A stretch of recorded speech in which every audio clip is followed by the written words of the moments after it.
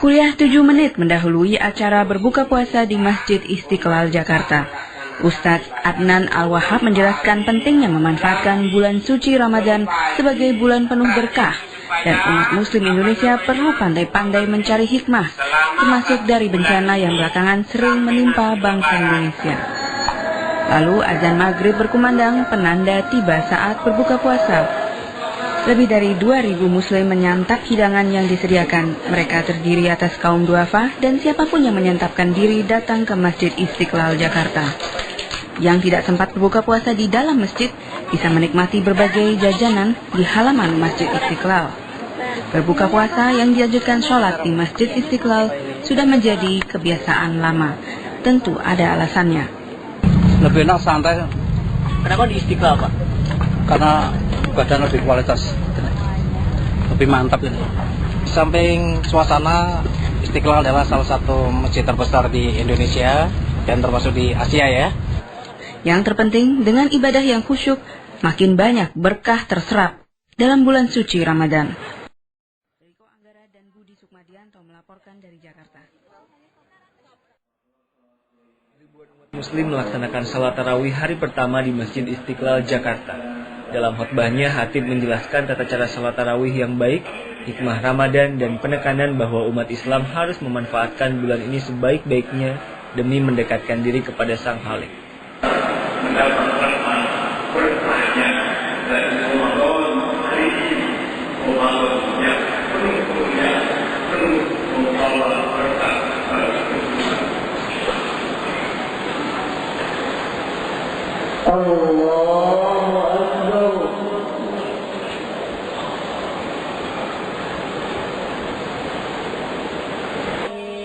Salat tarawih di Masjid Istiqlal diselenggarakan 2 kali. Jemaah boleh memilih mengikuti salat 11 rakaat atau 23 rakaat.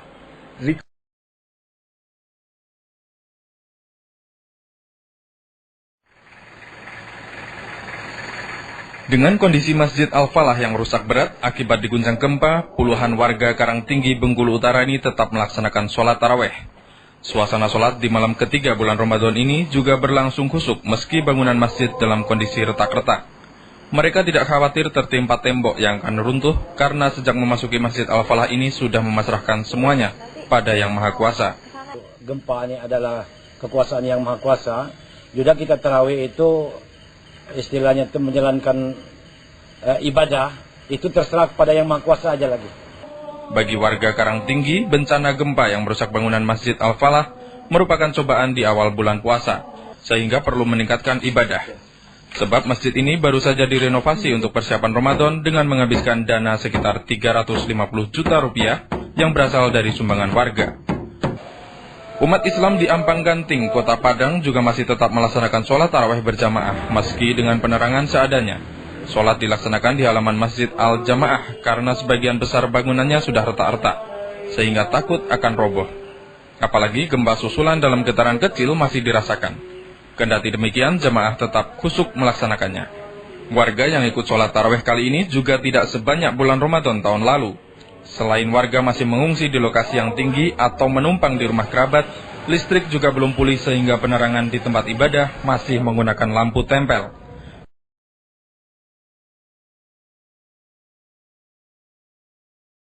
FPI mendatangi Masjid Al-Mubarok di Jalan Kahfi 2, Jagakarsa, Jakarta Selatan. Masjid milik Ahmadiyah tersebut diminta tutup sebelum bulan puasa. Aksi ini dilakukan oleh FPI karena mereka mensinyalir masjid tersebut dijadikan tempat melaksanakan kegiatan ajaran Ahmadiyah.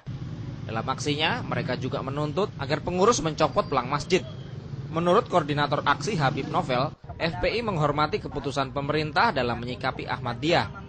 Namun kalau jemaah Ahmadiyah tetap eksis, pihaknya mengancam akan mengambil tindakan sendiri. Setelah berdialog dengan Ahmadiyah dan Kapolsek Jagakarsa, masa FPI lalu membubarkan diri dengan berkonvoi. Tidak ada perlawanan dari pihak Ahmadiyah. Dari Jakarta, Andi Saputra melaporkan.